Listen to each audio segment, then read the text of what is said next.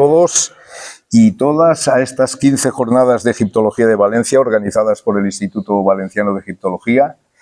El segundo ponente que nos va a introducir en este mundo de guerra y diplomacia en el Antiguo Egipto es el doctor Francisco Bosch Puche, gran especialista en el periodo tolemaico del Antiguo Egipto y, como aquel que dice, pues recién llegado del proyecto Yehuti, que has estado unos días, una semana o dos. 2 semanas. 2 semanas trabajando en el proyecto que dirige el doctor José Manuel Galán.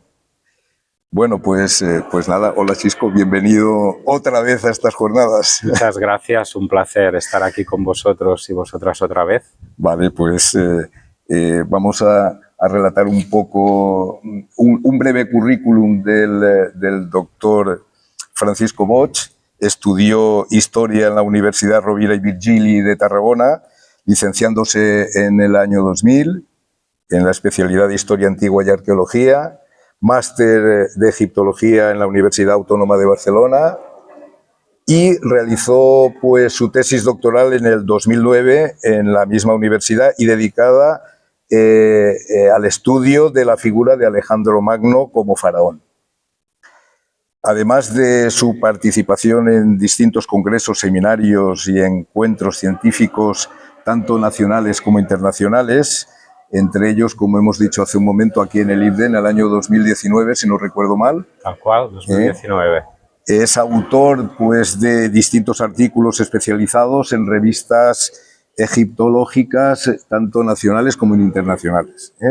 Desde 2012 pues, trabaja en un sitio ideal para un egiptólogo, como es el Griffith Institute de la Universidad de Oxford, como editor en la Topographical Bibliography Porter & Moss, y además es coordinador de la Online Egyptological Bibliography y conservador en el archivo. ¿Es así? Tal cual. Tal cual.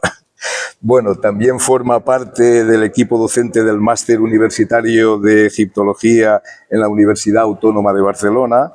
Y como ya hemos dicho, pues eres miembro del proyecto Yehuti, cuyo objetivo es la restauración, publicación científica y divulgación de las tumbas de Yehuti y de Eri, en Drabu el Naga, en Luxor. Perfecto. ¿De acuerdo? Bueno, pues hoy precisamente pues no te vamos a preguntar por los últimos trabajos que estás haciendo en el proyecto Yehuti, y que ya nos gustaría, pero hoy toca hablar de tu ponencia, Francisco. Entonces, guerra y conflicto en el Egipto faraónico, perdón, tolemaico. Haz el favor, haznos una pequeña introducción de lo que nos vas a hablar de aquí dentro de unos minutos.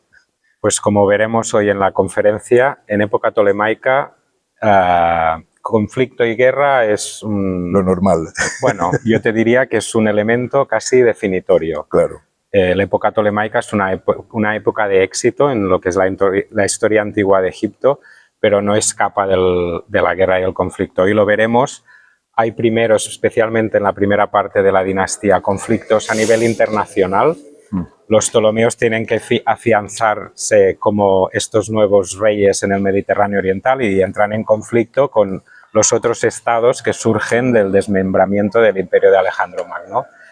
Y luego, a medida que ya el conflicto internacional ya no es tan exitoso, se tienen que replegar a Egipto, entonces empieza a surgir conflicto interno, que podríamos, y hoy lo veremos, hay de 2 tipos. Uno es conflicto dinástico, luchas intestinas por el poder dentro de la dinastía.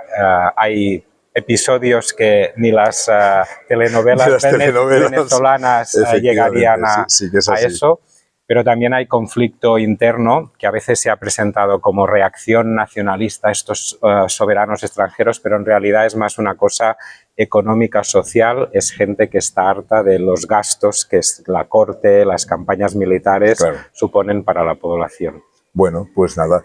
Estamos impacientes por oír en unos minutos tu conferencia.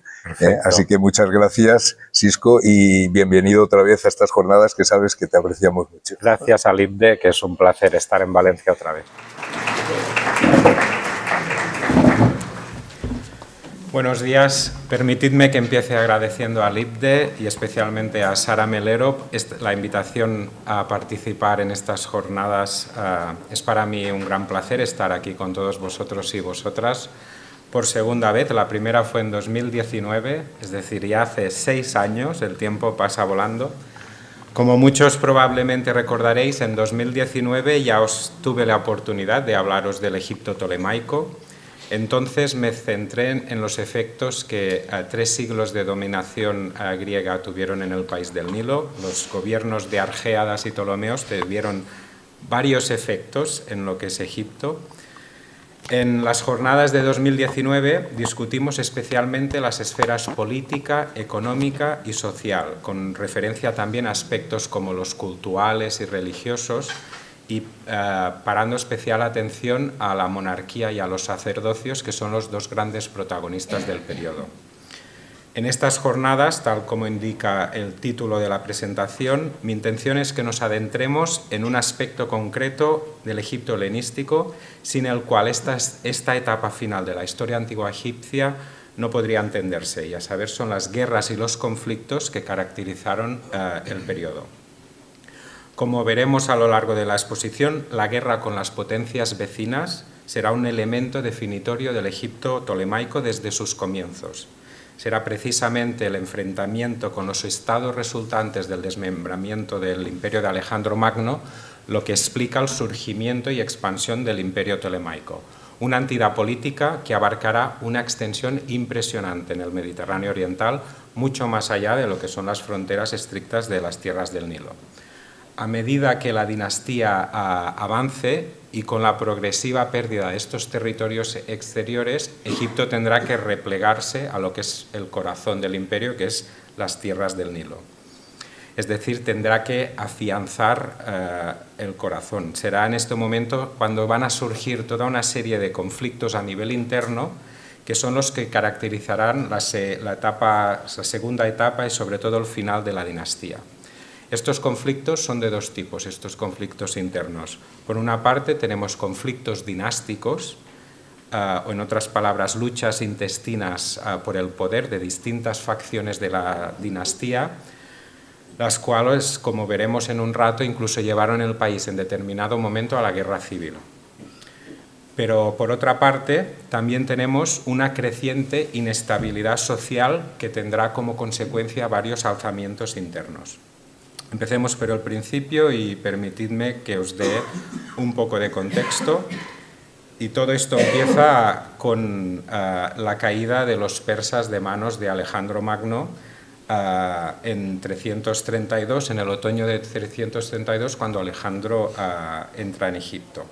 La ocupación de Egipto por parte del soberano macedonio supuso incorporar Egipto a su imperio, y a su vez sentó las bases para el advenimiento de lo que será la dinastía lágida, que es la dinastía más duradera y exitosa de todas las dinastías egipcias. Ninguna casa real duró 300 años en Egipto.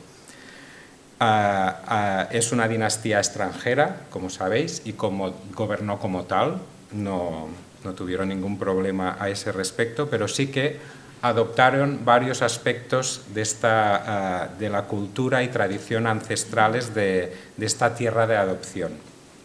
En sus manos, el país conoció una considerable prosperidad económica, un significativo poder político-militar y una intensa actividad intelectual y artística. Los Ptolomeos convirtieron Egipto en un reino mediterráneo con capital en Alejandría. Es el corazón de un imperio de una extensión que nunca antes en toda la historia de Egipto se había conseguido. Nunca antes Egipto había controlado tanto territorio en el Mediterráneo oriental. A estos monarcas que dejaron en el país una huella muy importante, los debemos considerar, o así yo me gusta siempre señalarlo justamente, como los últimos faraones de Egipto.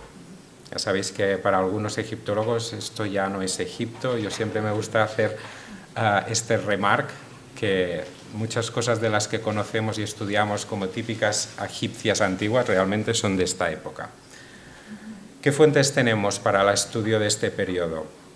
Pues para el estudio del Egipto helenístico tenemos una gran variedad de fuentes a nuestra disposición.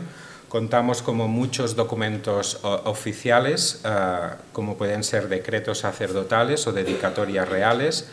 Además contamos con testimonios de historiadores griegos y romanos, como por ejemplo estos que tenéis aquí, Polibio, Diodoro Sículo, Plutarco, Dion Casio.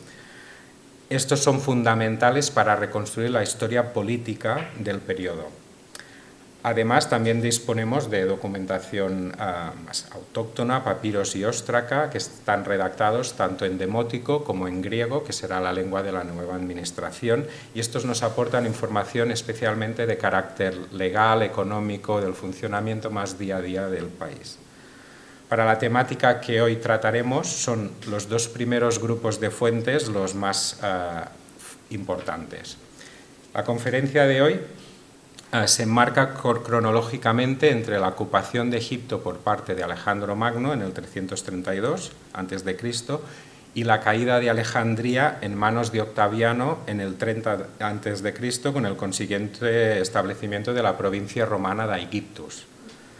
Este periodo, como veis en la diapositiva, está caracterizado por dos dinastías distintas.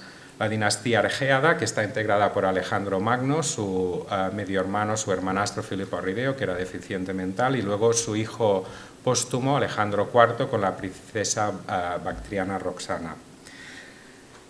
Durante este periodo, la dinastía Argéada, Egipto es parte de una satrapía más, es parte de una estructura política mayor que es el imperio unificado de Alejandro.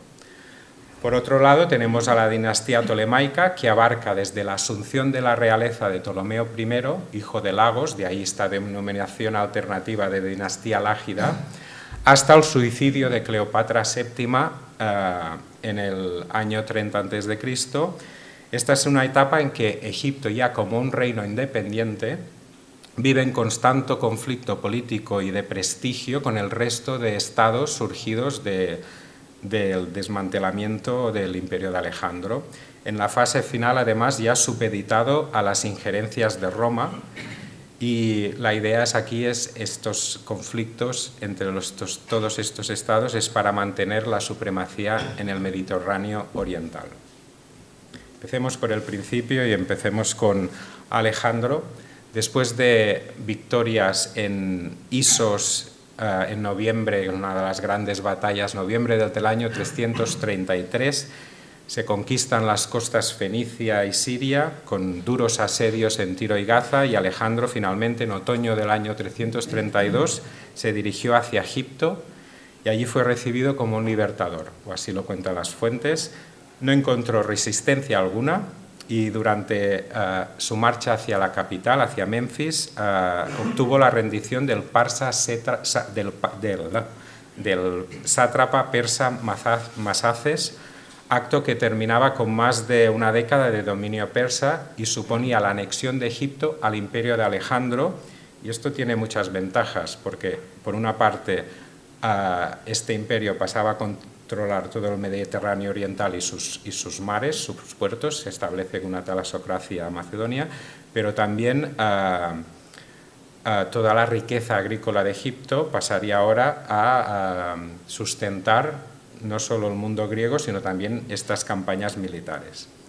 Alejandro llegó a la capital, a Memphis, donde ofreció varios sacrificios a los dioses, especialmente se menciona a Apis, y poco después, descendiendo por el brazo oriental del Nilo, se funda la célebre ciudad de Alejandría, que, como sabéis, se convertirá en capital del imperio tolemaico y en uno de los puertos más importantes, y me gusta decir, no solo de la antigüedad, sino de la historia. A continuación, Alejandro hizo la célebre visita al oasis de Siwa, que muchos de vosotros vais a ir y me da una envidia enorme, que el oasis de Siwa había nacido como ahí está el templo del oráculo, esto dentro de poco sabréis más que yo ya de esto. Había nacido como una ramificación del culto de Amon-Re tebano, pero era un oráculo que también era muy célebre en todo el mundo griego, y el hecho de que Alejandro vaya hasta allí Es una táctica propagandística totalmente calculada, porque más que de cara a los egipcios está hecha de cara al mundo griego, lo que allí va a pasar y de cómo va a irse él de allí como hijo del dios.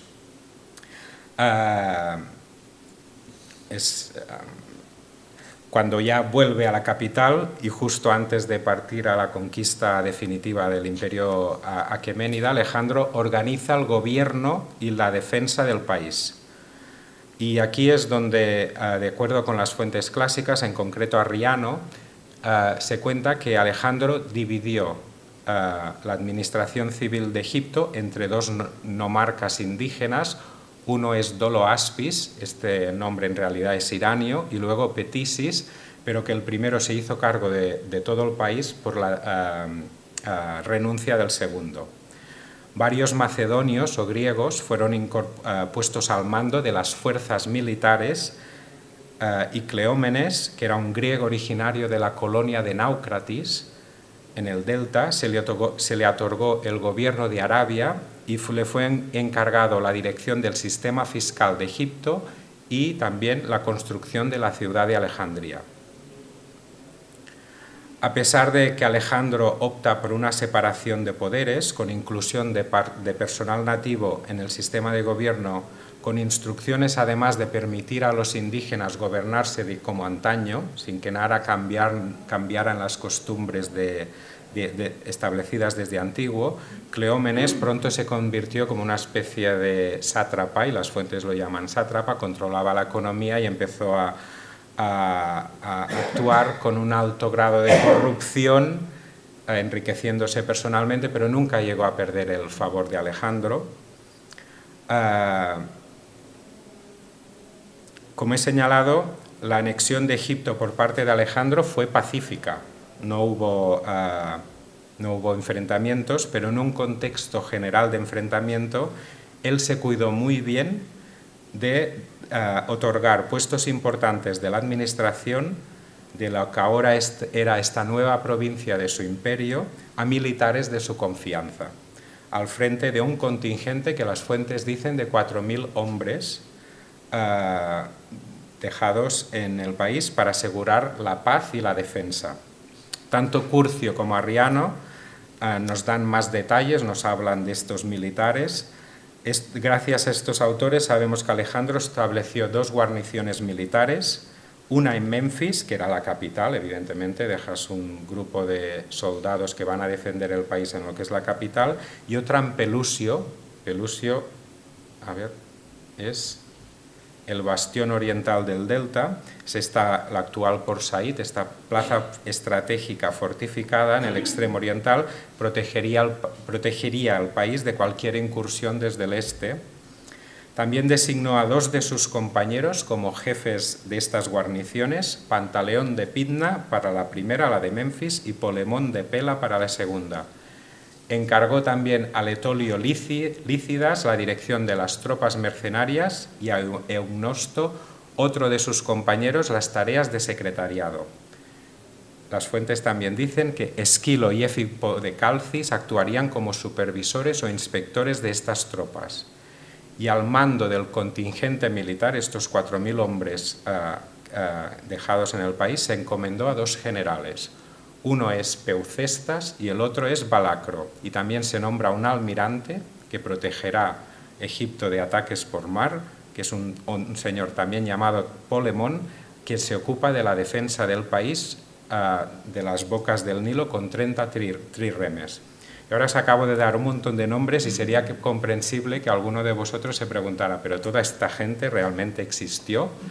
¿O las fuentes son realmente fiables para dar este detalle? Pues tenemos la suerte que la documentación egipcia confirma la historicidad de Peucestas, que es uno de estos 2 generales al frente de las tropas.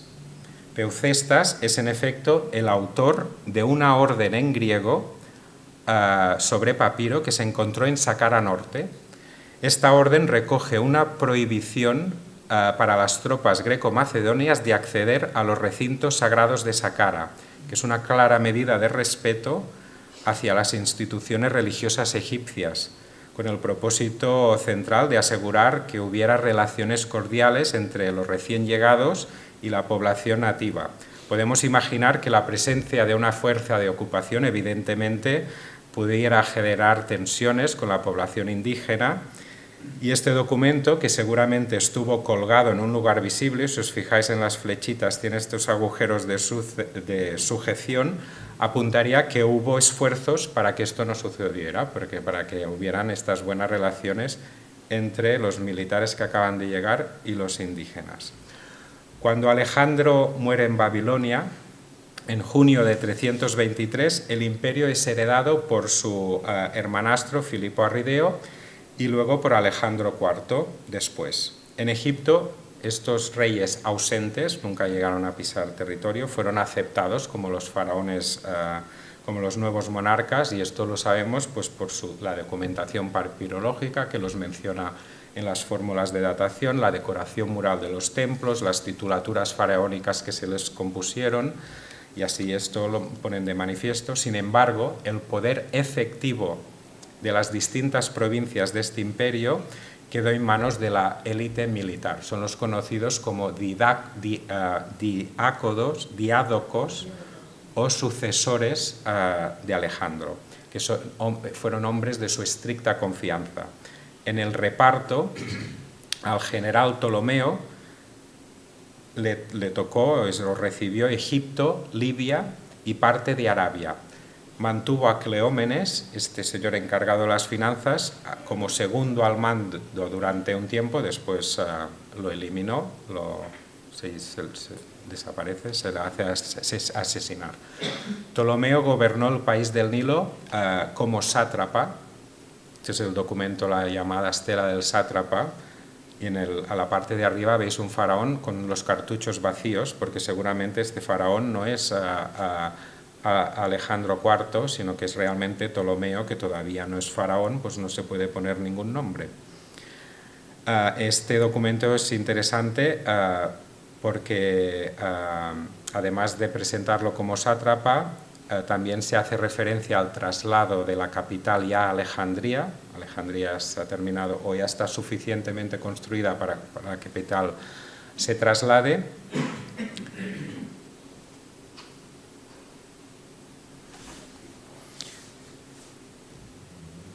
Y además, justo en este momento, en esta etapa, es cuando empieza el conflicto armado entre los distintos sucesores de Alejandro.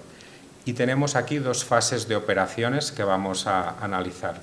La primera fase de operaciones, que es entre el 321 y el 301, enfrentó a aquellos generales que intentaban todavía mantener la unidad del imperio contra los que, como Ptolomeo, estaban más bien interesados en forjar sus propios reinos. Esto de mantener un gran imperio fuera. Ptolomeo defendió, por ejemplo, Egipto de dos intentos de invasión. El primero fue por parte de Pérdicas. Pérdicas es quien recibió el anillo de Alejandro, el regente del imperio. Y viendo Pérdicas que Ptolomeo quería irse a la suya, llegó e intentó conquistar Egipto en el año 321. La excusa ante este primer intento de incursión es que Ptolomeo había secuestrado el cuerpo de Alejandro cuando era enviado desde Babilonia para ser enterrado en la necrópolis real de Egas, en Macedonia. El cuerpo, os podéis imaginar, era un activo propagandístico de primer orden, y poseer el cuerpo de Alejandro es tener casi como un fetiche a nivel propagandístico y de legitimación. El cuerpo de Alejandro se enterró, fue trasladado primero provisionalmente a Menfis, enterrado en Saqqara un tiempo, y luego ya trasladado después a Alejandría, la nueva capital. El segundo intento de conquista o de invasión fue por parte de Antígono en el año 306. Ya en estos primeros momentos, mientras Ptolomeo todavía es sátrapa del país, él ya empieza su influencia al exterior, ya se anexiona Cirene, esta provincia africana al oeste de Egipto, y se empiezan a hacer unos primeros intentos de ocupación de Siria, Palestina, Chipre, Caria y Licia en Asia Menor, la parte sur de Asia Menor, y también en incursiones en varios puntos del Egeo. Antígono muere en Ipsos en el año 301 y esto decide la primera fase de estos conflictos entre los diádocos en función de los separatistas. Y así ya empieza la segunda fase de operaciones, que se caracteriza por las luchas entre estos distintos separatistas para bien instituir, mantener o ampliar sus respectivos reinos. Y la consecuencia será el establecimiento de 3 grandes poderes en el Mediterráneo oriental. De hecho, muchos de estos separatistas, antes de empezar la segunda fase de operaciones, todavía cuando estaban ya al final de la primera fase, ellos ya habían asumido el título de rey, de Basileus, como anticipando lo que se venía. Era claro que un imperio tan grande no se podría mantener, se iba a dividir, entonces enseguida empiezan ya esta segunda fase.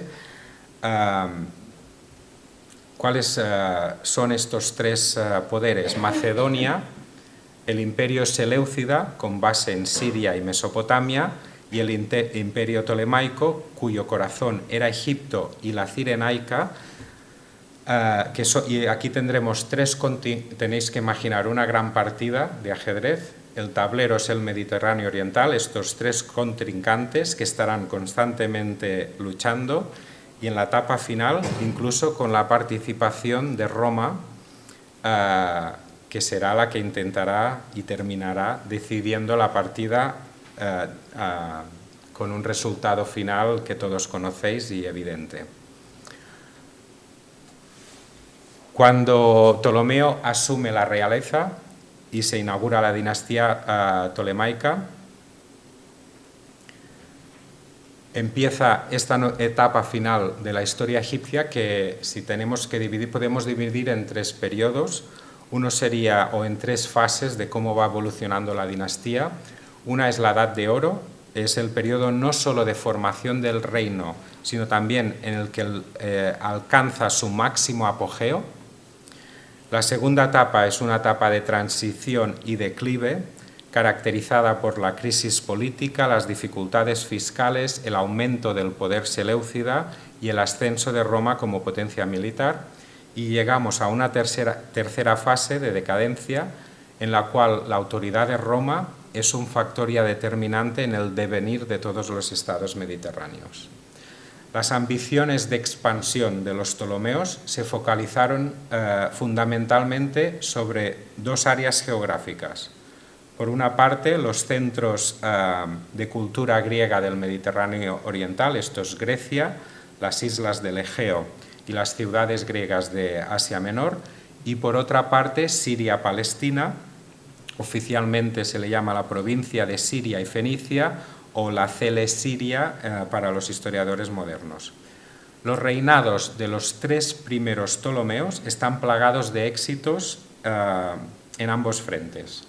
Ptolomeo I se hizo con el control de la Celesiria, de esta Siria Fenicia, en el año 301. Y esta permanecería anexionada al imperio tolemaico durante casi un siglo. Ahora bien, la reclamación seleucida sobre este territorio nunca cesó.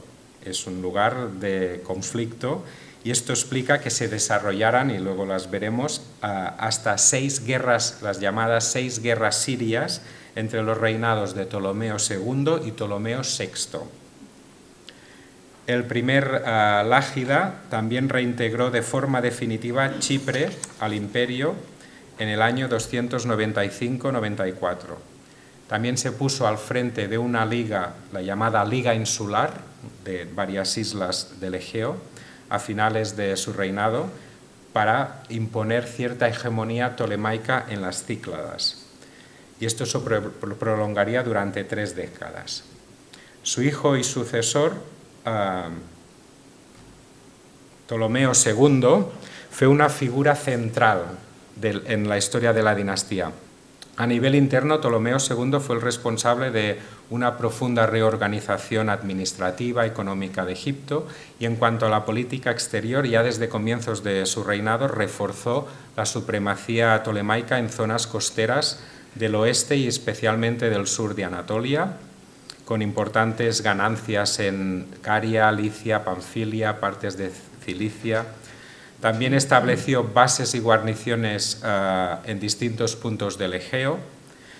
En el Levante tuvo que hacer frente primero a la llamada Primera Guerra Siria, que es una reacción seleucida de Antíoco I a la extensión de los dominios ptolemaicos en Asia Menor. En los choques iniciales, Antíoco ocupó territorios ptolemaicos en la Siria costera y el sur de Anatolia.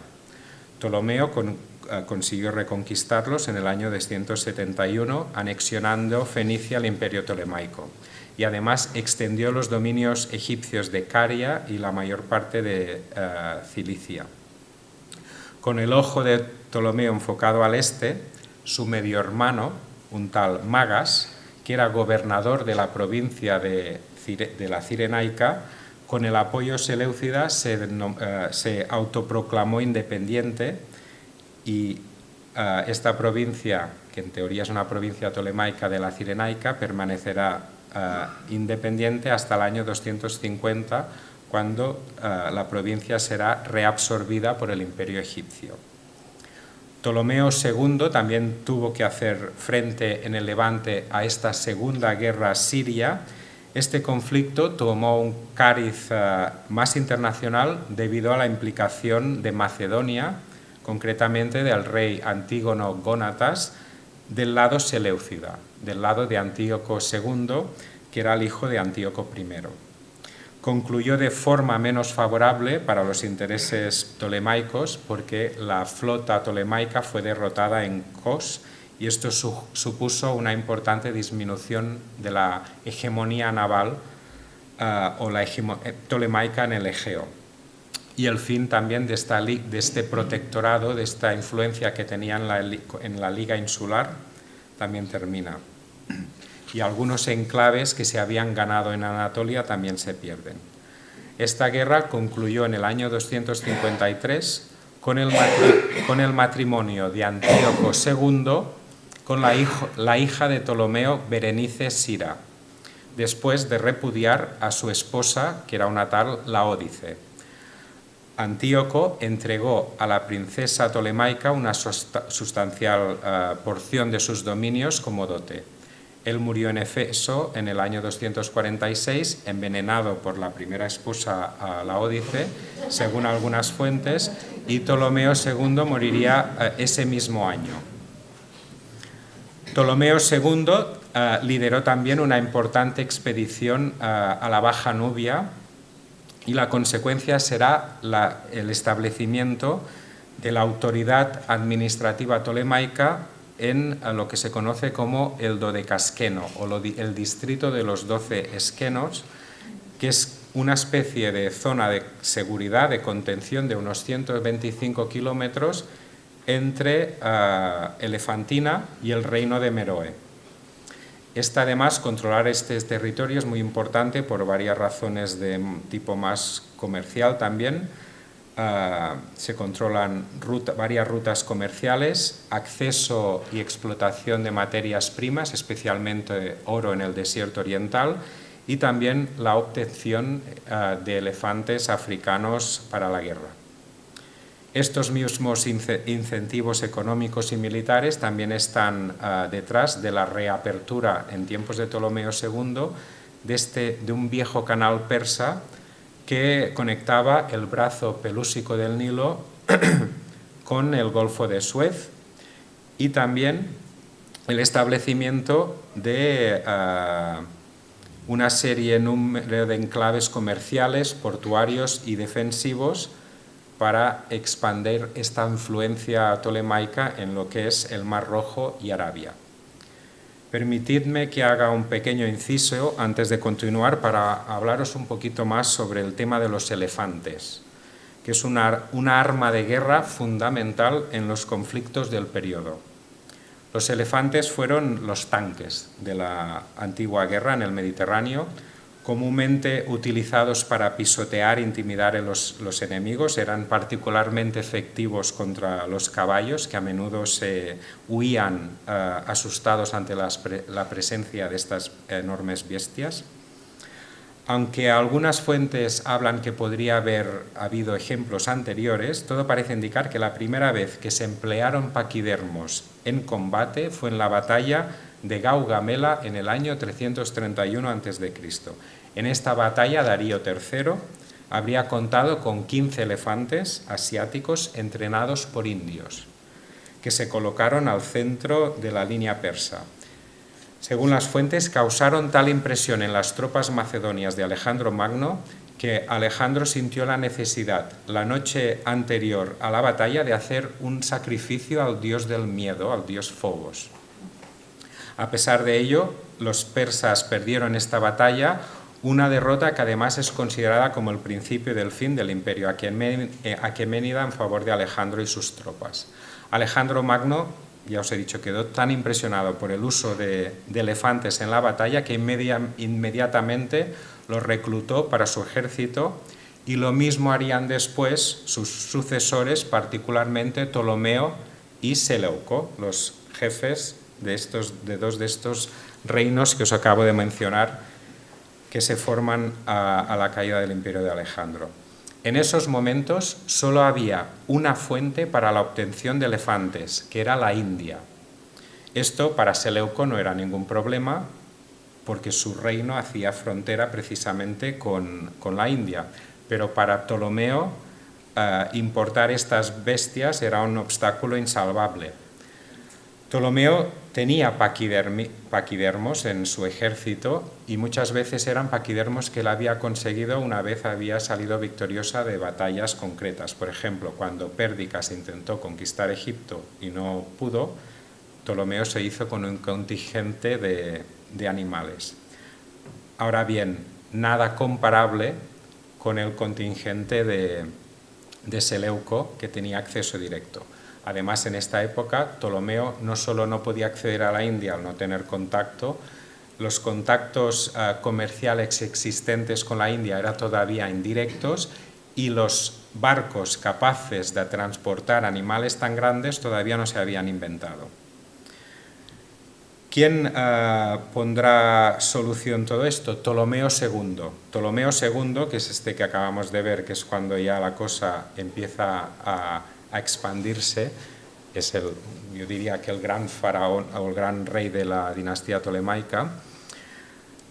Ptolomeo II lo que hace es intentar solventar, se decide a solventar este problema buscando una nueva fuente de elefantes, y esto va a ser, se fija hacia el sur de Egipto, es decir, el hábitat del elefante africano. En concreto hay dos tipos de elefantes africanos, el llamado elefante de sabana y el elefante de bosque, y de estos dos fue el primero el que decidió explotarse, tal como muy recientemente lo han confirmado varios estudios genéticos. El elefante africano de sabana es más grande y violento que el elefante de bosque africano y que el elefante asiático. Filadelfo lo que hizo es organizar varias campañas de caza de elefantes hacia el sur, por el Mar Rojo, hacia las tierras altas de Eritrea. Con este objetivo se fundaron varios puertos, como por ejemplo Filotera, y unos años más tarde la llamada Ptolemais Terón o Ptolemais Epiceras, en traducción sería Ptolemais de la caza, cuyo está más al sur pero cuya ubicación precisa se desconoce. Seguramente estuviera situada en territorio del actual Sudán del Norte, cerca de la frontera con Eritrea, sobrepasando el Trópico de Cáncer. Entre ambas bases también fundó Berenice Troglodítica, que pronto se convertiría en el puerto principal egipcio en el Mar Rojo. También abrió una ruta en el desierto oriental para conectar este enclavamiento con Coptos, el puerto fluvial del Nilo de cierta envergadura más cercano. Los elefantes africanos se habían cazado desde antiguo, ya fuera por su carne o por el marfil, pero capturarlos vivos, entrenarlos, transportarlos. Esto es una operación logística totalmente nueva y de una envergadura sin parangón. Al parecer, Ptolomeo II, al abrir rutas comerciales por el mar con la India, también habría intentado reclutar cazadores, domadores, intérpretes. Como os podéis imaginar, las partidas que se organizaron para cazar elefantes no eran moco de pavo, necesitaban de un gran número de personas, probablemente varios centenares. La caza y transporte de elefantes también contribuyó al desarrollo de estos puertos fundados en el Mar Rojo, que tenían, podéis imaginar, contar con infraestructuras suficientes para recibir todas estas gentes, mantener a las bestias, alimentarlos a todos, darles cierto entrenamiento y finalmente despacharlos, enviarlos a Egipto. Esta caza de elefantes también contribuyó al desarrollo de cierta ingeniería naval. En efecto, se diseñaron incluso nuevos tipos de embarcaciones. Entre ellas destaca una que se la conoce como el elefantegos, el portaelefantes, que no era una galera propulsada por remos típica del transporte mediterráneo, sino un velero que aprovechaba los vientos de la zona y además de poco calado, porque en estas aguas no hay demasiada profundidad. En uno de los documentos ptolemaicos más importantes, la estela de Pithom, que es la mejor copia que tenemos del decreto de Rafia del año 217, estos en tiempos de Ptolomeo IV, se alaba a Ptolomeo II por haber fundado esta Ptolemais Cerón. Sus sucesores, los sucesores de Ptolomeo II, Ptolomeo III y Ptolomeo IV, continuarán y sistematizarán este programa de caza de elefantes inaugurado por Ptolomeo II, incrementando la escala de las importaciones de animales y abriendo bases logísticas algo más al sur a medida que se iban agotando las zonas de caza más septentrionales. Una vez transportados a Egipto, a través de esta ruta hasta Coptos, la base principal con establos para elefantes se estableció en Memphis, una localización que claramente era más útil que no Alejandría, la capital. No olvidemos que la razón de ser del cuerpo de elefantes de los Ptolomeos fue servir de contrapeso al de los seleucidas. Por lo tanto, en caso de acción, casi con total certeza, esta acción ocurriría en la frontera oriental de Egipto o más allá de esta frontera. Como os podéis imaginar, despachar bestias hacia esa frontera desde Memphis por el desierto era más rápido y sencillo que no hacerlo desde Alejandría a través de todo el delta con sus canales navegables, etc. Con Ptolomeo III, el imperio ptolemaico es cuando alcanza su máxima expansión. Este señor incorporó la Cirenaica, gracias a su matrimonio con Berenice II, que era el hijo de Magas de Cirene, este medio hermano del rey anterior de Ptolomeo II, que se había autoproclamado independiente con el apoyo seleucida, como hemos dicho antes. Este señor también tuvo una importante victoria en la Tercera Guerra Siria. Es un conflicto que comenzó como una de las muchas crisis de sucesión que plagaron los estados helenísticos. Antío II había dejado dos madres con grandes ambiciones, ya que tras su muerte se abre una competición entre una esposa, no sé si lo recordáis, la he mencionado antes, Laódice, que había repudiado, y Berenice Sira, la hija de Ptolomeo II, y ambas querían poner a sus respectivos hijos en el trono seleucida. Laódice, la primera de las esposas, alegaba que Antíoco había nombrado heredero a su hijo en el lecho de muerte, mientras que Berenice sostenía que no, que su hijo recién nacido era el heredero legítimo al trono seleucida. Cuando Berenice, evidentemente, pide ayuda a su hermano Ptolomeo III, que es el nuevo rey ptolemaico, para que marchase a Antioquía y colocase a su hijo en el trono. Justo cuando Ptolomeo III llega a Antioquía, Berenice y su hijo ya habían sido asesinados por los partidarios de la otra reina, Laódice. Entonces Ptolomeo lo que hace es declarar la guerra al recién coronado hijo de Laódice, que es Seleuco II, y se movilizó con gran éxito. Esta victoria supuso la consolidación del dominio tolemaico en todo el sur de Asia Menor, también la anexión de Jonia y los Dardanelos y el sur de Tracia, importantes ganancias territoriales también en la costa norte de Siria, incluyendo Seleucia Pieria, que era el puerto de Antioquía. Dicho en otras palabras, lo que consiguió Ptolomeo III es hacerse con el control de todo el litoral mediterráneo desde Tracia hasta Libia, y esto aseguraría la supremacía tolemaica en la región durante 4 décadas más. Esta expansión tolemaica, al parecer, podría haber sido incluso mayor de no ser porque estalló una revuelta egipcia que interrumpió esta campaña oriental.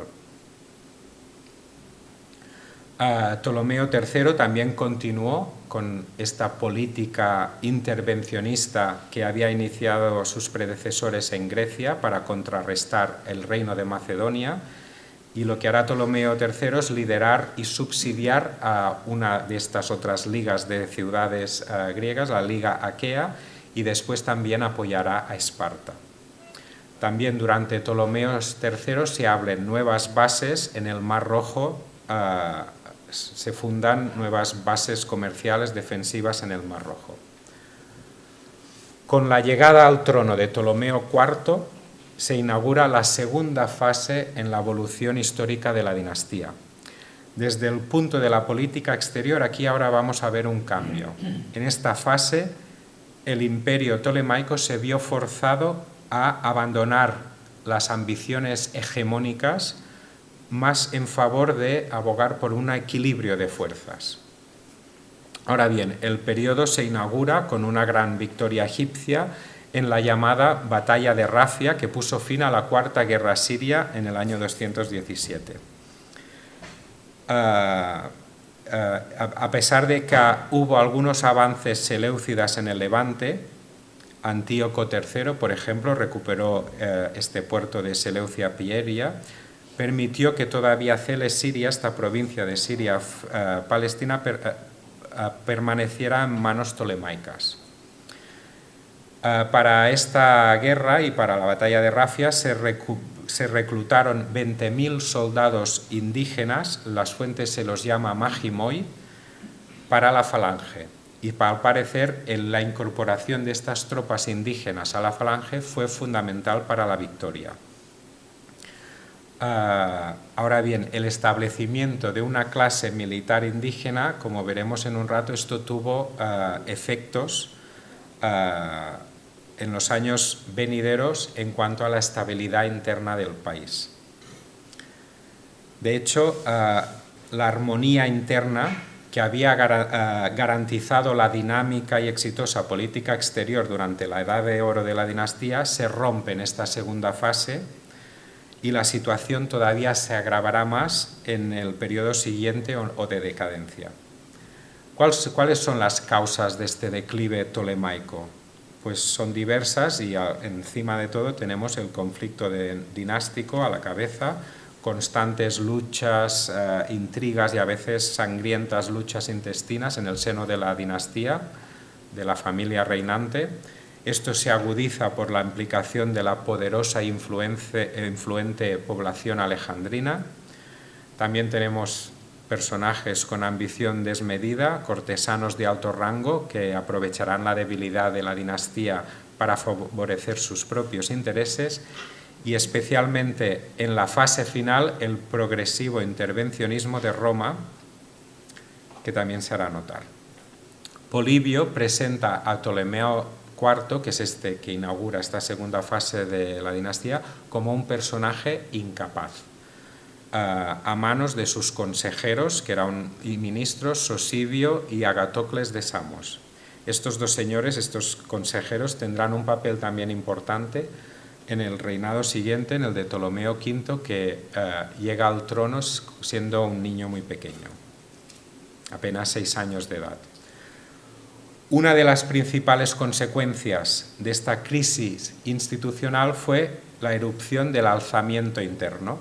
Frecuentemente este alzamiento se ha presentado como una reacción nacionalista, una reacción egipcia contra estos señores extranjeros, pero en realidad las cosas son más complicadas y son más de tipo social y económico. Lo que hay detrás es una serie de gente con una gran carga fiscal, gente que está harta de los elevados costes, tanto humanos como económicos, que todas estas guerras y mantener la vida de la corte acarreaba.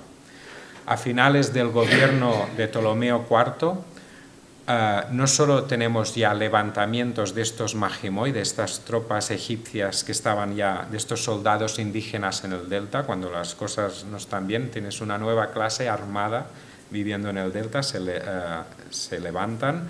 También tenemos una oposición cada vez más fuerte, creciente en el sur del país, y uno de los primeros síntomas de lo que está pasando en el sur del país es que las obras constructivas se paran, especialmente las obras en el templo de Horus en Edfu. Ptolomeo V es quien hereda esta crisis en el Alto Egipto, ya os digo, un niño de 6 años, supeditado a estos ministros que son los que realmente están llevando las riendas del país, que tenemos justo cuando Ptolomeo V llega al trono. Encontramos lo que se conoce como la Gran Revuelta o la Revuelta de la Tebaida, que sin entrar en mucho detalle, pero tuvo como consecuencia el establecimiento de un estado faraónico independiente con capital en Tebas y el apoyo puntual de Nubia, y fue gobernado sucesivamente por 2 reyes nativos, Horunefer y Anjunefer. Durante este periodo de sublevación se observa la paralización, incluso a veces destrucción, de varios proyectos ptolemaicos de construcción y restauración de templos en la región, en el Alto Egipto. Anjunefer fue finalmente derrotado en el año 186, aunque al parecer se le habría indultado, posiblemente para evitar nuevos alzamientos. Un año después tenemos también focos de rebelión en el delta que fueron finalmente reprimidos con dureza. El reinado de Ptolomeo V sufrió, sin embargo, significativos reveses a nivel exterior. Durante la Quinta Guerra Siria, Egipto tuvo que hacer frente a los ataques simultáneos de los reyes Seleucida, Antíoco III, y macedonio, Filipo V. Se perdieron las posesiones ptolemaicas de Siria y Fenicia, Asia Menor y Tracia. Solo se mantuvieron las 2 provincias tradicionales, que eran Chipre y la Cirenaica. Y alguna que otra base en el Egeo. Con el fin de centrarse en el frente interno, Ptolomeo firmó un tratado de conciliación con Antíoco III en el año 195 a.C., asumiendo todas estas pérdidas en el Mediterráneo oriental y acordando su boda con la hija de Antíoco, que es Cleopatra I Siria. Cleopatra I Sira. Cuando muere Ptolomeo V, será esta esposa, Cleopatra I Sira, la que le sucederá en el gobierno del país como regente por un breve espacio de tiempo al cargo de sus 3 hijos, que son Ptolomeo VI, Ptolomeo VIII y Cleopatra II, a los cuales además estos 3 niños se los hará cogobernantes con el fin de reforzar la unidad de Egipto. Ahora bien, cuando fallece la madre, Cleopatra I Sira, es reemplazada por varios tutores incompetentes que llevan el país a la 6ª y última de estas guerras sirias, durante la cual el rey seleucida Antíoco IV, que era el hermano de Cleopatra Sira, de la madre de estos 3 niños, llegó incluso a invadir Egipto en 2 ocasiones, ocupando buena parte del territorio, especialmente en el delta, a excepción de Alejandría, y llegando a emitir decretos. Ahora bien, aquí es donde ya empieza a aparecer, o donde ya aparece por primera vez, el nuevo protagonista, que será Roma. Roma interviene en este intento de conquista de Egipto de Antíoco IV. Roma acababa de derrotar el reino de Macedonia en la batalla de Epidna. De estos tres reinos que yo os he mencionado, uno ya fuera, Macedonia, y Roma lo que hace es, en el llamado Día de Eleusis, Eleusis es un barrio a las afueras de Alejandría donde Antíoco tenía su campamento ya con las ideas de entrar en la capital, se le presenta a Antíoco el ultimato del Senado de Roma, donde se le dice que debe abandonar Egipto y Chipre, o si no, es como si no te va a pasar lo mismo que les ha pasado a Macedonia. Y realmente surte efecto, Antíoco se retira, Roma es la salvadora del imperio, del reino tolemaico, ya poco imperio aquí, reino tolemaico, y aquí es cuando comienza la tercera y última fase de la evolución histórica de la dinastía, que es el periodo de decadencia. El periodo de decadencia se caracterizó por el agravamiento de las disputas dinásticas, cuya consecuencia fue un deterioro gradual del reino. Cada vez la intervención de Roma fue solicitada de forma más continuada. Las relaciones de Egipto y Roma, o de los Ptolomeos con Roma, habían evolucionado.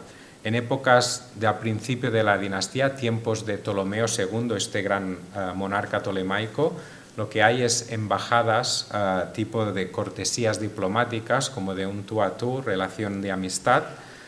Poco a poco pasa por un intervencionismo cada vez mayor, llegando a un punto donde Roma es realmente quien garantiza la independencia de Egipto. Es la que decide, favorece a un rey o a otro, a un candidato al trono a otro.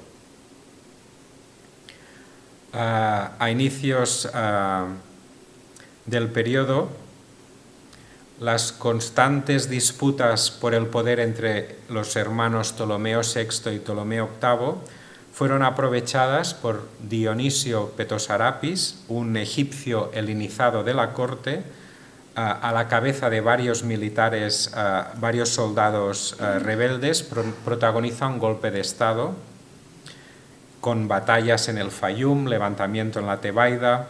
La situación, pero, se estabilizaría en el año 165. Ptolomeo VI terminará por enmendar las cosas con su hermano Ptolomeo VIII, que se tendrá que contentar con el gobierno de la Cirenaica, de esta provincia. Y Ptolomeo VI pues, será el faraón, mientras Ptolomeo VIII se contenta como gobernador de la Cirenaica. Ptolomeo VI también, durante su reinado, se recupera el control de la Baja Nubia, que esto se había perdido desde la época de la revuelta de la Tebaida. Incluso en época de Ptolomeo VI se intenta reconquistar la Celesiria, sin embargo, el monarca muere inesperadamente, de una forma súbita, en Siria en el año 145, y esto supuso ya la finalización, ya no hay más ambición en esta región. Además, también supuso el retorno de Ptolomeo VIII, que estaba de gobernador de la Cirenaica y asume ya el reino en Egipto. Llega a Alejandría y aquí tendrá que hacer frente, también solo llegar a un nuevo intento de golpe de Estado, en este caso de un militar griego, Galaistes. La política matrimonial de Ptolomeo VIII, y aquí es donde tendréis que miraros bien el árbol genealógico, porque ni los venezolanos, ni los colebrones venezolanos llegan a este nivel, o sea que prestad atención para intentar entenderlo. La política matrimonial de Ptolomeo VIII llegó a llevar el país a la guerra civil, y ahora a ver si os lo cuento bien para lo que entendáis. Había dos facciones se enfrentaron aquí. Una era Cleopatra II. Cleopatra II era la hermana de Ptolomeo VI y Ptolomeo VIII, casada primera con Ptolomeo VI y ya viuda, porque Ptolomeo VI ya hemos dicho que muere en Siria.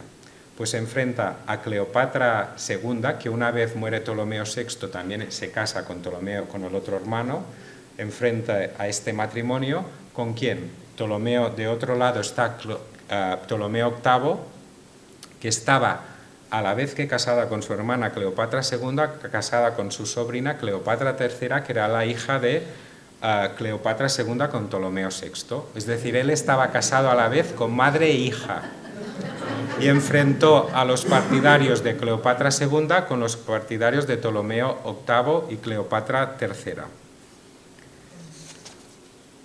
Finalmente, ya os digo, el país va a la guerra civil con estas dos facciones. En el 124 se llega a la reconciliación de Ptolomeo VIII y sus dos esposas, madre e hija, y se establece un triple gobierno conjunto.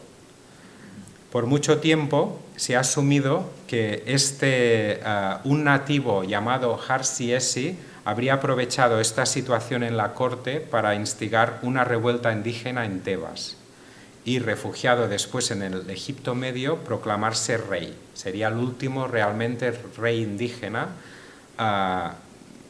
en ostentar el título de faraón, aunque hoy en día, en la actualidad, hay serias dudas de que esto realmente sea un hecho histórico, de que este suceso fuera histórico. Cuando muere Ptolomeo VIII en el año 116,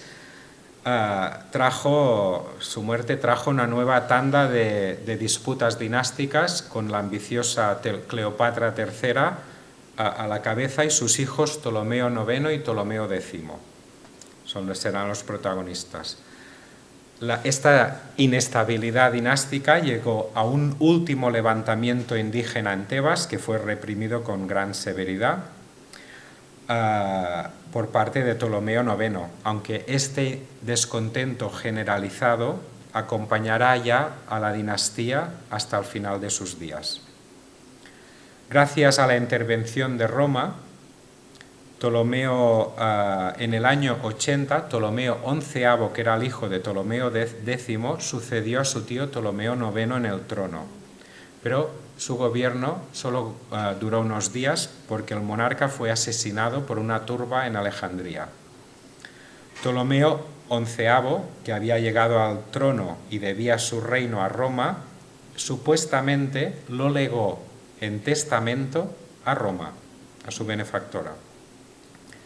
Todo parece indicar que este testamento en realidad se habría falsificado en Roma para justificar estas crecientes injerencias del Senado en los asuntos egipcios. De hecho, a partir de este momento y hasta el final de la dinastía, el papel de Roma ya será decisivo y empezamos por Ptolomeo XII, que es el padre de Cleopatra, de los últimos Ptolomeos, de la última tanda de Ptolomeos. Ptolomeo XII siempre estuvo en disputa con los alejandrinos y tuvo a Roma a su lado para sobornos, préstamos, para intentar mantenerse en el poder. Ante la pasividad del soberano, Roma, que ya controlaba la Cirenaica desde el año 96 y la había convertido en provincia en el año 74, se anexionó también Roma-Chipre en el año 58. Es decir, Ptolomeo XII necesita tanto de Roma que no tiene ningún problema o tiene que aceptar en perder las dos últimas posesiones que quedaban de este gran imperio. ¿Recordáis? Chipre y la Cirenaica.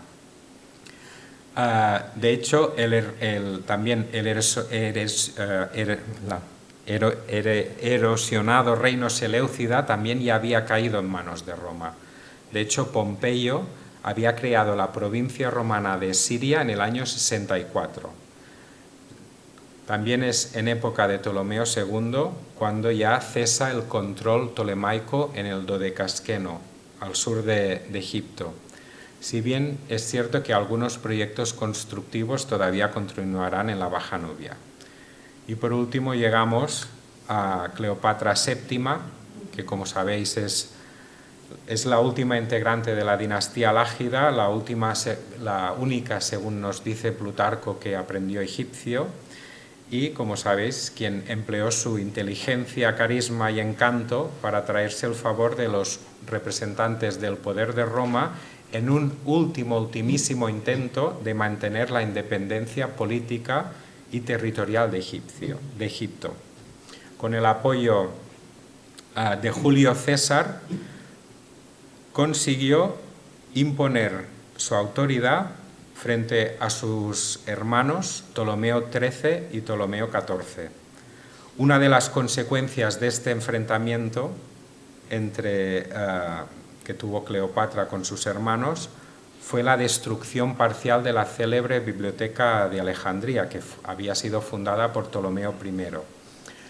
En el año 48 a.C., durante la Segunda Guerra Civil de la República Romana, César se encontraba sitiado en Alejandría y sus soldados prendieron fuego a sus propias naves con la intención de bloquear la flota del hermano de Cleopatra, Ptolomeo XIV. El fuego, al parecer, se extendió a las zonas más próximas de la ciudad, más próximas a los muelles, causando una considerable devastación. Séneca, un dramaturgo filósofo estoico romano del siglo I, citando el Urbe Condita de Tito Livio, que es escrita entre el 63 y el 14 a.C., afirma que el incendio iniciado por César destruyó 40.000 obras de la Biblioteca de Alejandría. Plutarco, en su Vida de César, nos dice, y os leo literal, cuando el enemigo intentaba cortar su comunicación por mar, César se vio obligado a evitar este peligro prendiendo fuego a sus propias naves, las cuales, después de quemar los muelles, se propagaron desde allí y destruyeron la gran biblioteca. Sin embargo, hay otros autores, como Floro y Lucano, que solo mencionan que las llamas quemaron la propia flota y algunas casas cerca del mar. En cualquier caso, fuera cual fuese la devastación que hubiera causado, parece claro que esta biblioteca no se destruyó del todo, no fue completamente destruida. Estrabón, que llega a Egipto justo en el momento de la conquista romana, hace mención de su presencia en la biblioteca y para nada menciona a la destrucción después del asedio a César, lo que indica que sobrevivió probablemente con pocos daños o que fue reconstruida poco después. Plutarco, de hecho, en su Vida de Marco Antonio, cuenta que Marco Antonio obsequió a Cleopatra en el año 33 a.C. con los 200.000 volúmenes que componían la biblioteca de Pérgamo, que se incorporaron a los fondos de la Biblioteca de Alejandría. El propio Plutarco dice que no está muy seguro de si esto es una anécdota y si es realmente veraz o no, pero los autores que la interpretan al pie de la letra consideran que esto podría ser como una manera de compensar las pérdidas del incendio.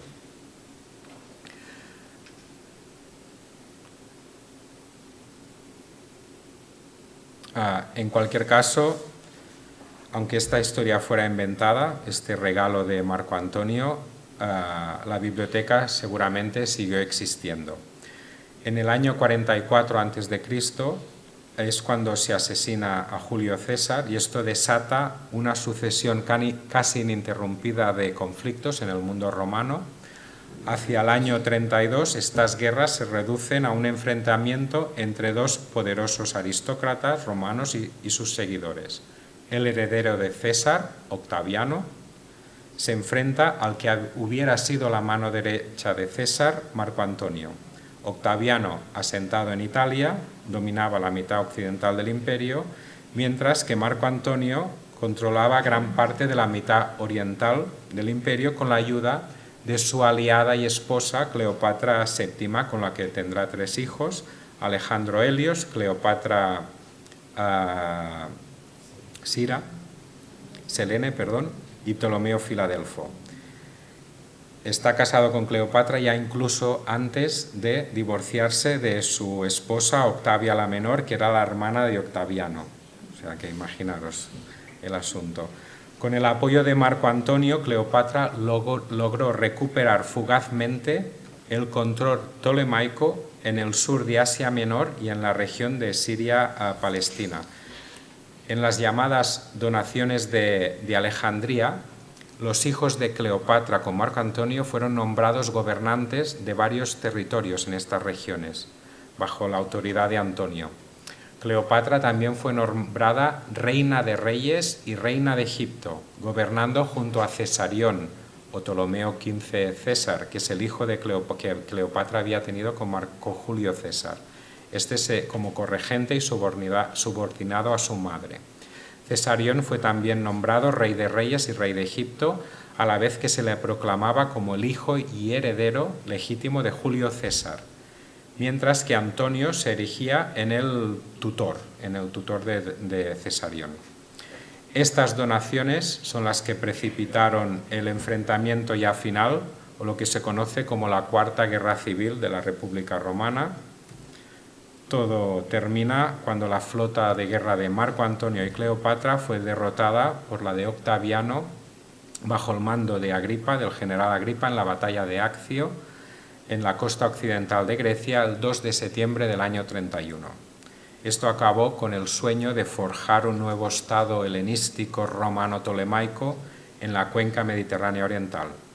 Cuando Octaviano entra triunfalmente en Alejandría el 1 de agosto del año 30 a.C., con el suicidio de Marco Antonio I y Cleopatra después, es cuando ya podemos decir que finaliza la dinastía tolemaica, desaparece este último reino helenístico sucesor del imperio de Alejandro y empieza la historia de la provincia romana de Aegyptus.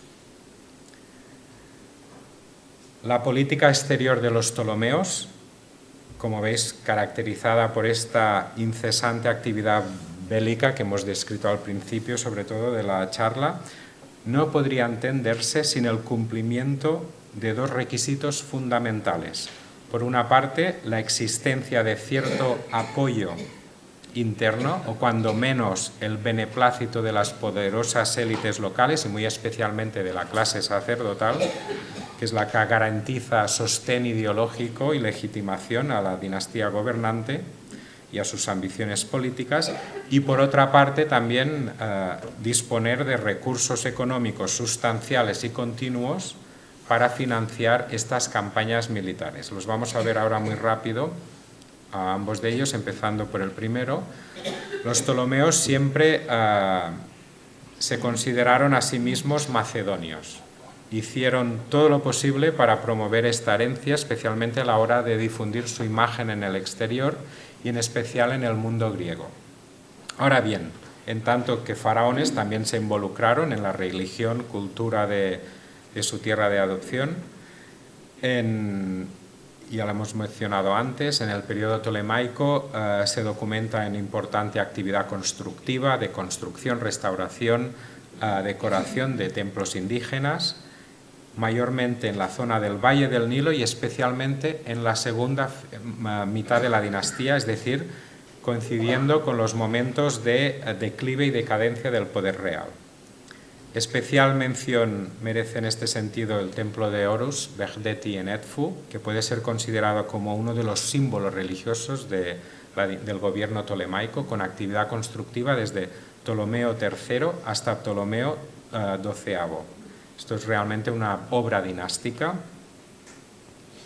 Los programas constructivos en los santuarios egipcios financiados por la monarquía están también relacionados con la voluntad o la necesidad de controlar el territorio y al mismo tiempo también evidencian la colaboración o negociación que se estableció entre la corona y la clase sacerdotal, que es la que depositaba y era custodia de la tradición, cultura, erudición ancestrales, pero también fuente de legitimación política.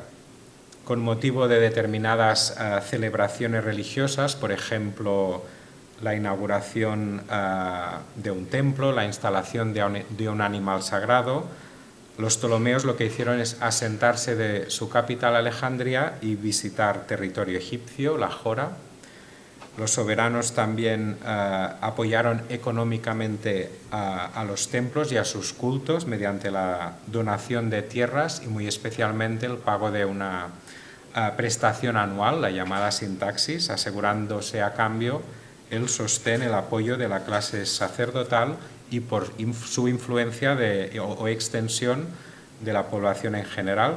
Este acercamiento de la monarquía a la élite religiosa egipcia se acrecentó desde finales del siglo III a.C., coincidiendo con la pérdida de los territorios e influencia en el Mediterráneo oriental y esta consiguiente urgencia de asegurar lo que era el corazón del imperio. La clave de esta interacción entre los gobernantes tolemaicos y el estamento sacerdotal la hallamos en los sumos sacerdotes de Ptah en Menfis, que eran como los pontífices supremos de Egipto, con amplios contactos e influencia en todo el territorio y con un papel preponderante, influencia en la corte alejandría desde el principio de la dinastía. No en vano sabéis que es el sumo sacerdote de Ptah el que se cuida de elaborar los protocolos onomásticos y también los que a partir de Ptolomeo V dirigirán las ceremonias de coronación de los monarcas tolemaicos. Delegados de todos los templos del país se reunían regularmente en fechas señaladas, primero en Alejandría o en sus inmediaciones, después en Menfis, para discutir cuestiones religiosas y negociar con el rey. Durante algunos de estos sínodos sacerdotales se promulgaron decretos, que son decretos que siguen la estructura griega, pero están redactados tanto en griego como en egipcio, demótico y jeroglífico, sobre estelas que son de tipo egipcio y que, como sabéis, se colocaban en los principales templos del país para publicitar las resoluciones adoptadas. Estos decretos recogen alabanzas, muchas veces estereotipadas, de lo que es un faraón egipcio, pero también, y hay referencias a beneficios que obtienen los templos, pero hay referencias a cuestiones concretas. En algunos casos estos sínodos fueron el resultado o sirvieron para celebrar determinada victoria en estos conflictos exteriores. Se habla a veces evidentemente, de culto a animales sagrados, de edificaciones, pero también se habla de elementos de defensa del país.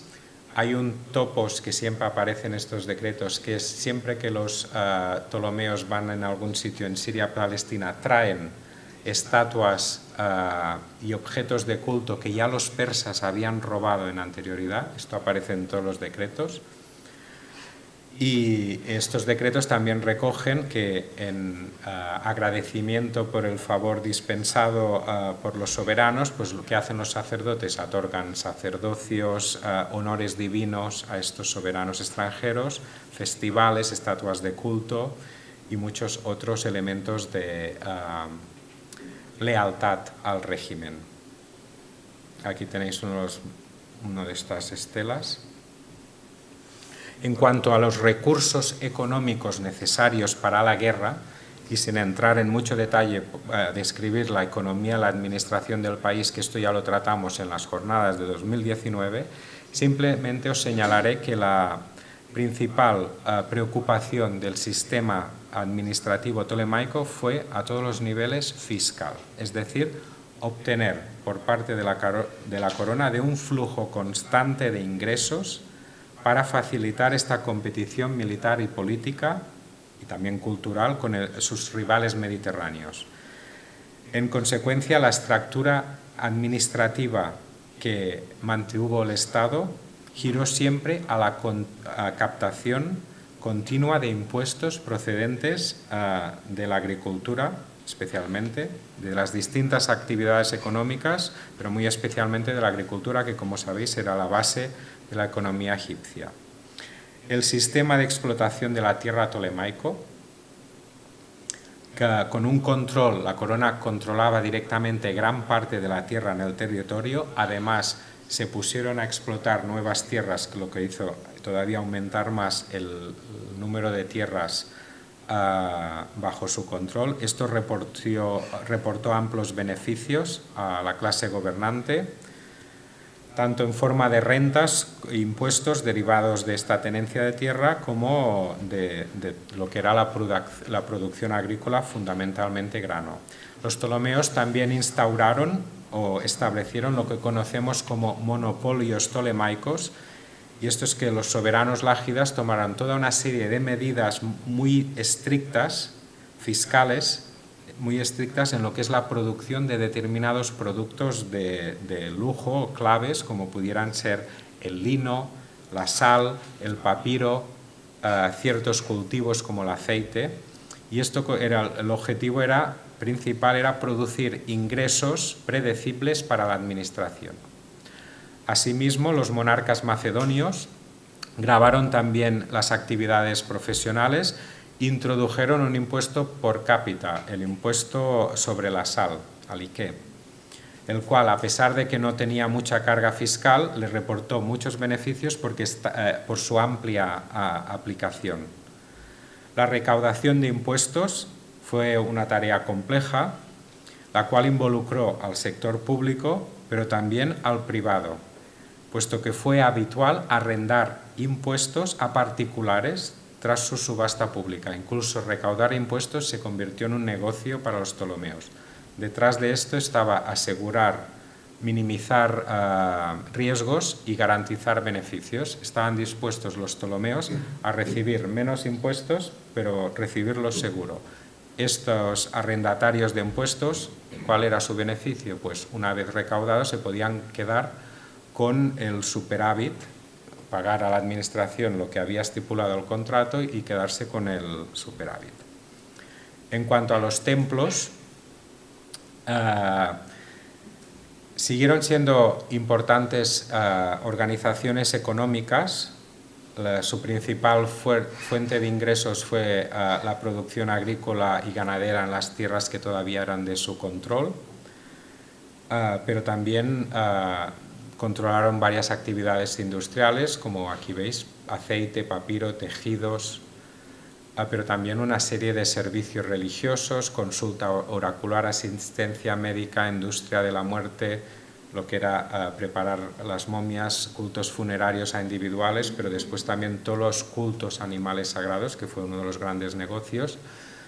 El papel de los templos, pero cada vez fue perdiendo importancia, ya no eran en época tolemaica con la burocratización del Estado y el establecimiento de una administración civil, fueron perdiendo ingresos, hay cada vez un mayor control estatal, se crean incluso funcionarios para controlar a los templos, el epistates, el practor, y los tiempos fueron progresivamente incorporados a lo que es el sistema tolemaico y perdieron esta función que había sido tan importante tradicional a lo que es la dirección de la economía egipcia.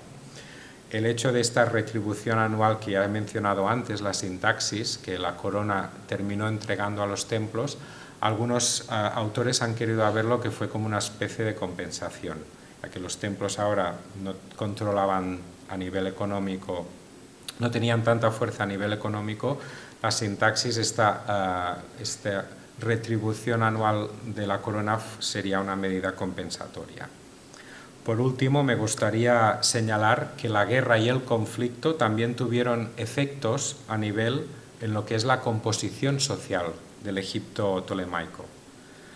La sociedad del Egipto tolemaico fue una sociedad multicultural, multilingüe, multiétnica, que atrajo inmigrantes de todo el Mediterráneo oriental.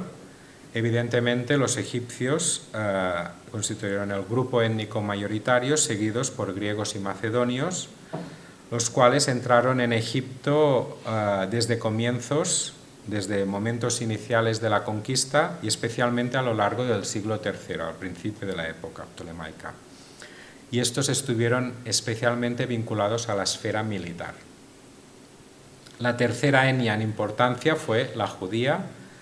Desde Palestina, como hemos visto, formó parte del Imperio Tolemaico durante casi un siglo, emigró un destacado número de población hebrea, se establecieron fundamentalmente en Alejandría y se helenizaron. Otros grupos étnicos helenizados presentes en el Egipto lágida, aunque en proporciones ya aquí mucho menores, fueron tracios, jonios, carios. Estos dos últimos incluso ya estaban en Egipto incluso antes de los ptolomeos, especialmente en Menfis.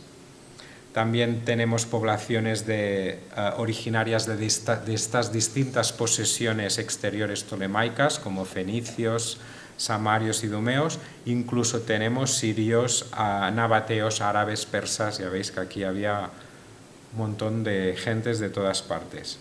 La población griega nunca llegó, pero a representar más del 10% del total, aunque su distribución por el territorio fue irregular. Como os podéis imaginar, en Alejandría los griegos fueron mayoritarios. Memphis también tuvo una fuerte presencia griega y es posible que el número de población helena establecida por todo el delta fuera también destacado, si bien es difícil de establecer por la falta de documentación al respecto que lo corrobore. Después de la capital, el Fayum constituyó el segundo gran foco de atracción de inmigrantes griegos. Estos fundamentalmente eran soldados que se asentaron como clerucos. ¿Y qué son los clerucos? Los clerucos son militares reservistas a quienes se asignaron parcelas de tierra. Las dimensiones de estas parcelas dependieron del rango de los soldados. Por ejemplo, la caballería recibió 100 aruras, mientras que la infantería 20, 25 o 30. Para que os hagáis una idea, 10 aruras son 2,7 hectáreas. Este sistema se remonta a comienzos del periodo tolemaico. Fue una forma de recompensar a la clase militar y a su vez reforzar el control del territorio, incrementar la presencia griega también en el territorio. Originalmente estas parcelas de tierra eran revocables, pero con el tiempo se volvieron en hereditarias. El Fayum fue la zona donde vemos mayor asentación de clerucos, pero también los nomos vecinos, el de Heracleópolis y de Oxirrinco, también tuvo una presencia importante de clerucos.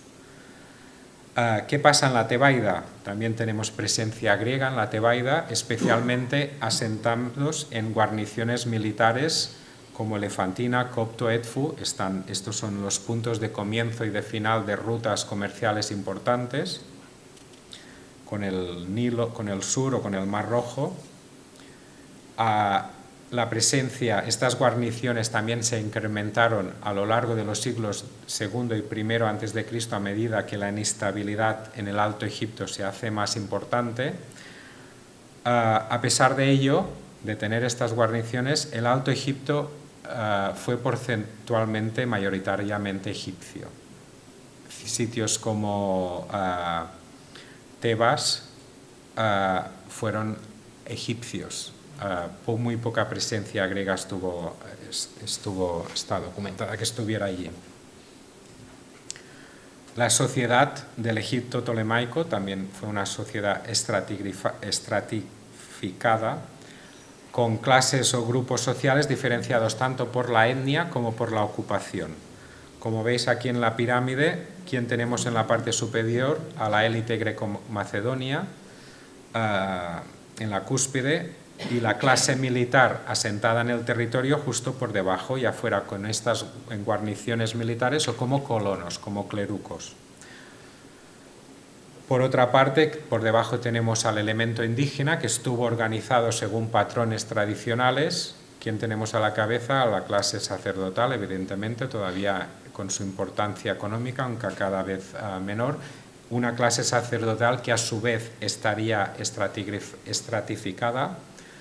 Por debajo al grupo de escribas, algunos relacionados, muchos de ellos encargados de lo que es la administración más local, en cierto modo también provincial. La administración, a medida que se hace más importante, es griega, pero todavía los escribas indígenas tienen su papel en lo que es la sociedad del día a día. Y por debajo un grupo de artesanos, muchos de ellos vinculados todavía a los templos, pero otros ya establecidos en ciudades.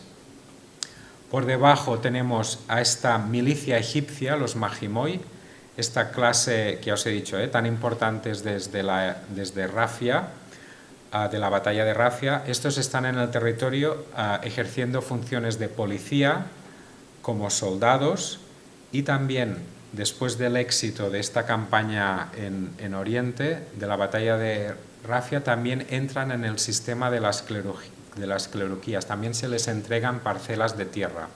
Lo que pasa es que se les entregan parcelas comparadas con la de los militares griegos, muchos menores, de 5 o 10 aruras solo, y esto no hizo posible que ellos pudieran emplear mano de obra adicional. Por debajo, al pie de la pirámide, tenemos evidentemente a los campesinos egipcios encargados de la producción agrícola, ganadera y del mantenimiento de los sistemas de irrigación, que son tareas que desarrollaron como peones o bien en calidad de arrendatarios de tierras de la corona o de los templos, o bien en grandes fincas. En el Egipto tolemaico la esclavitud existió, aunque no se empleó en agricultura. Los hogares griegos contaron con esclavos y estos también fueron utilizados junto con prisioneros, muchos de ellos prisioneros de guerra, como mano de obra en las minas en el desierto oriental. La dicotomía étnica inicial entre griegos y egipcios con el tiempo se fue tornando borrosa y esto también afectó a la diferenciación ocupacional. ¿Cuáles fueron los factores que contribuyeron a esta fusión de ambas culturas? Por una parte, los matrimonios mixtos y la movilidad social. Muchos inmigrantes griegos se instalaron en el territorio y se casaron con nativas, en gran parte debido a la falta de la escasez de mujeres de origen heleno. Por otra parte, también la élite egipcia, a medida que aprendió griego y fue escalando en el escalafón no solo administrativo, sino también militar. Todo esto llegó a que, gracias a aprender griego escalar, las distintas culturas se fueron entremezclando, una interacción cultural entre estas dos etnias mayoritarias, hasta el punto que en el periodo tolemaico tardío, a pesar de que ambas culturas siguieron en esencia separadas, hay individuos que fueron biculturales, funcionaron a efectos prácticos con las dos culturas. Ahora bien, tenéis que tener presente que en esta interacción entre ambas culturas siempre hay una que tuvo la posición predominante, por lo que más que un intercambio equitativo entre ambas culturas, lo que vemos es una aculturación o una atracción de la cultura de las élites egipcias hacia la cultura de la clase gobernante. Como se me ha pasado, pero aquí lo tenéis, esta progresiva helenización, aculturación de las élites nativas. He intentado mostraros en esta exposición cómo la guerra con las potencias vecinas, la primera mitad de la dinastía, el conflicto interno, tanto en forma de conflicto dinástico como inestabilidad social en la segunda mitad de la dinastía, son elementos sin los que no podríamos entender el Egipto tolemaico. El Egipto de los soberanos lágidas puede ser considerado como un elemento de éxito a muchos niveles, pero un éxito que no estuvo exento del derramamiento de sangre tanto en el exterior del país como dentro del país. Muchas gracias por vuestra atención. Un placer una vez más poder compartir estos días con todos vosotros y vosotras. Y nada, preguntas serán mañana, ¿verdad?